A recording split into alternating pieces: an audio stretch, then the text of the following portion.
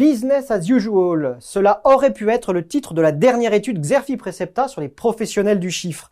Une étude qui s'est focalisée sur la manière dont les cabinets ont traversé la crise sanitaire et se sont ajustés au rebond de l'activité économique en 2021 et aux grandes mutations qui les traversent, mutations démographiques, technologiques, concurrentielles et réglementaires. Et la conclusion est sans appel, l'activité et les marges ont tenu contre vents et marées. Côté chiffre d'affaires, la reprise et la normalisation de la situation économique ont permis aux experts comptables de renouer avec le tempo pré-Covid.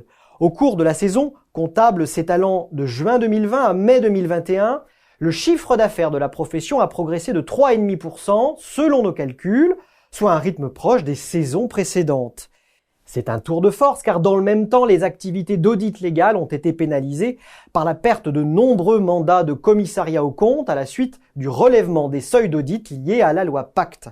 En réalité, les cabinets sont parvenus à se redéployer sur d'autres activités comme l'audit contractuel plutôt que légal, les missions de production comptable ou d'accompagnement dans le domaine juridique par exemple, les missions sociales autour de la paix, ou encore les missions non récurrentes comme le conseil.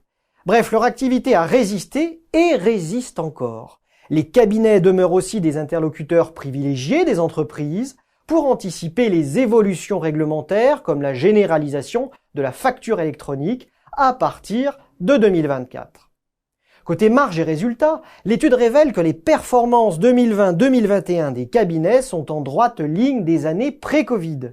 Le taux d'excédent brut d'exploitation est resté depuis 2013 dans une fourchette comprise entre 10 et 11%.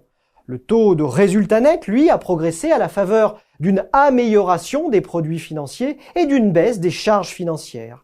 Tout se passe comme si la crise sanitaire n'avait pas eu lieu et comme si les nouvelles formes de concurrence n'existaient pas. Je pense à toutes ces offres en ligne ou do-it-yourself qui fourmillent depuis quelques années. Crise ou pas crise, comment les cabinets s'y prennent-ils pour maintenir leurs marges? D'abord, ils adoptent une gestion au cordeau de la masse salariale.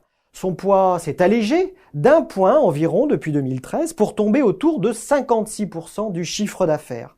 Avouons-le aussi, les cabinets sont souvent en situation de sous-effectif qui pousse à une meilleure productivité. Une productivité qui s'améliore aussi grâce à l'automatisation, à une organisation optimisée de la production et à une gestion plus rigoureuse des temps d'imputation sur dossier.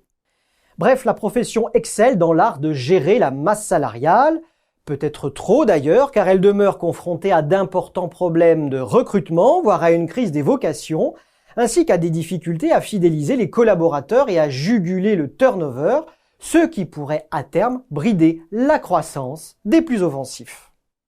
En ce qui concerne les consommations intermédiaires, une lecture rapide pourrait laisser penser qu'on laisse filer ce poste. Certes, celui-ci augmente bien plus vite que les revenus sur la période étudiée, il pèse donc de plus en plus lourd dans le chiffre d'affaires comme le montre ce graphique. En réalité, ce trend reflète trois grandes transformations engagées par le secteur. Le développement d'une offre pluridisciplinaire qui oblige à faire régulièrement appel à des tiers, avocats, fiscalistes ou consultants, à défaut d'internaliser ces métiers. L'essor des dépenses pour digitaliser le business model du cabinet, qui avec les logiciels par abonnement logés dans le cloud, passe du statut de CAPEX à celui d'OPEX. Les dépenses de formation, enfin, pour suivre les évolutions réglementaires et doter les collaborateurs de nouvelles compétences pluridisciplinaires. La hausse du poids des consommations intermédiaires n'est donc pas subie, mais bel et bien pilotée par les acteurs. La résistance des marges montre une chose très nette. Les cabinets organisent franchement la riposte face à une concurrence toujours plus forte entre les cabinets eux-mêmes et plus hétérogène aussi avec les offensives de cabinets online et même des legal tech et néobanques.